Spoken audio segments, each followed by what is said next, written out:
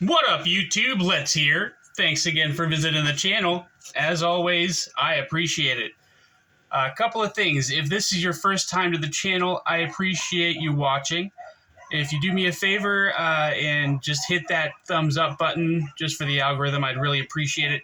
And if you enjoy the content, please subscribe to the channel. That would be awesome.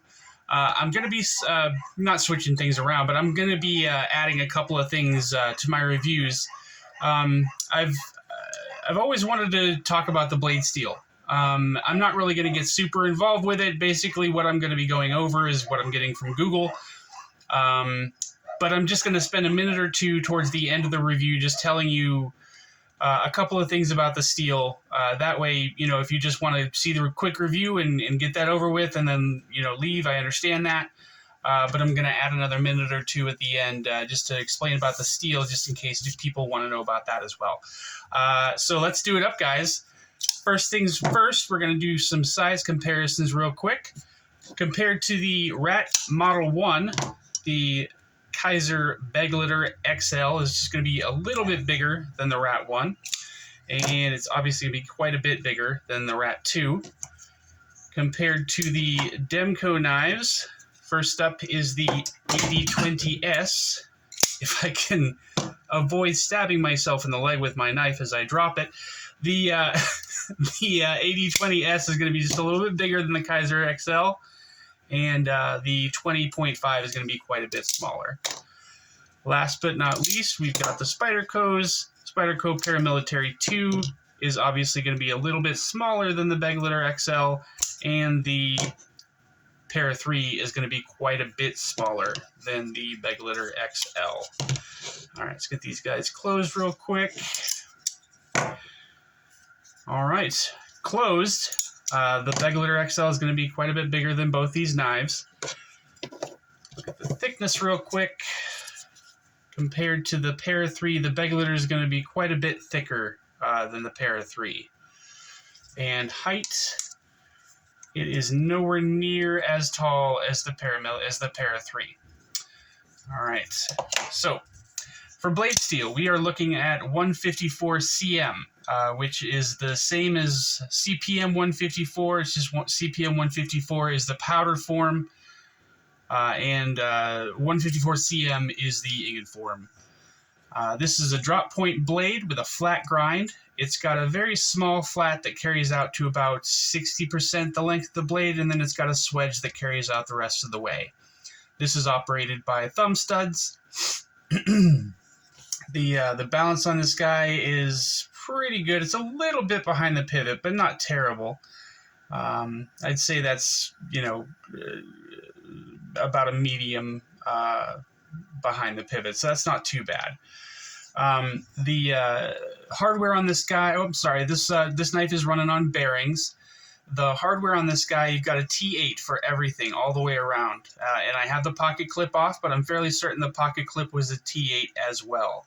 It's got a stamped stainless steel pocket clip, skeletonized stainless steel liners, and this is a plunge lock or a button lock with absolutely wonderful action. You can see it fly out with the thumb stud. The flipper tab works just fine. You can reverse flick this knife with no problem whatsoever. And you can also use the button to deploy this if you'd like to. A little bit of wrist action. The deployment, like I said, is great no matter what you're using. The lockout is fantastic. There's no blade play on this guy, left, right, up, or down. There's no detent because this is a button lock. And disengagement is just fine. There's a little bit of lock stick on it, but nothing terrible, and that'll work itself out as time goes on. The ergonomics on this guy are wonderful as well. There's no hot spots at all.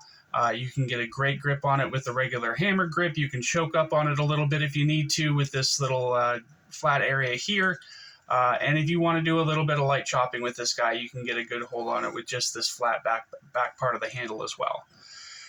There is a little bit of jimping here up on the spine of the blade, which is perfectly placed. It actually comes out a significant amount past the thumb studs, which I really enjoy. A lot of places, for one reason or a lot of manufacturers, for one reason or another, they'll do the jimping up to about the thumb stud and then they'll stop, which just drives me absolutely bonkers. I don't know why they do that. So the jimping on this guy is fantastic.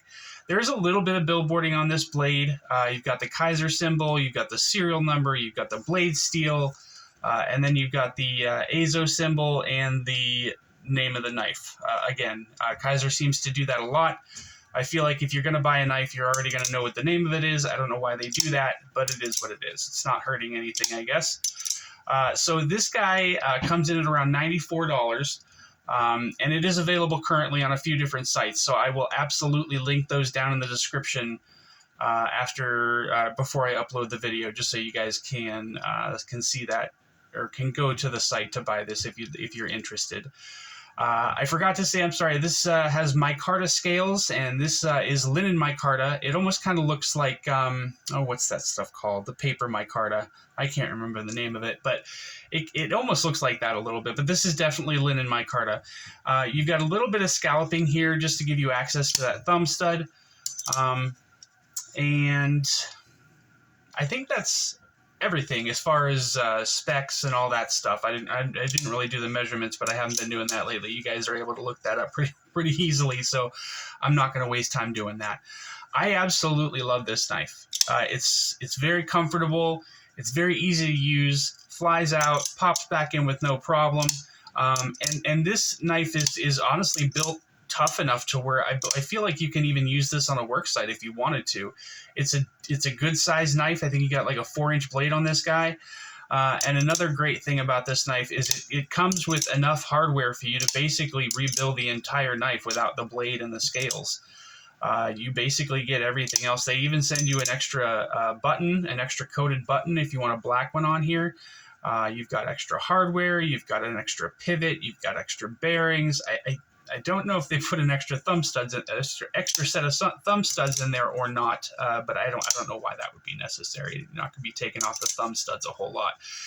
But the action on this guy is just great, and I love the acoustics of this knife. When it drops down, you got kind of like a ting, ting, ting, which is just great. I love it. It's so awesome. I love the way this knife sounds. I love the way it works. I love just about everything about it. The scales are a little bit simple. I don't know if I would have preferred like canvas micarta, but you know, to each their own. Everybody's got their own preferences. It does come in a few different colors. I think it's got black, white, red, brown, and I think they have a green one, but I could be wrong.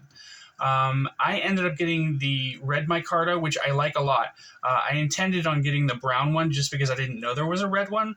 And I mean, I've got a lot of knives in brown micarta, so I'm kind of glad I got the red ones instead of the brown ones. So yeah, like I said, there's a bunch of different flavors of this guy out there if you would like to look into that. Also, you've got easy access to the button. It does protrude a little bit far from the knife, but it's not going to get caught on anything. So yeah, that works pretty well. So anyway, as far as the steel is concerned, like I said, this is 154 cm, which is equal to CPM 154. This is developed in the United States by Crucible Industries, and it's a modification of 440C by adding molybdenum. I don't know if I'm saying that properly, but I think I am. There are 3 principal elements in this particular steel: is carbon, which is 1.05%, chromium, which is 14%. Now, at 12% is when chromium becomes, or when steel becomes stainless. So anything above 12%, and you are working with a stainless steel. So at 14%, this is definitely stainless steel for sure. The molybdenum is 4%. And the typical applications for this steel are for cutlery, bearings, valve ports, and bushings.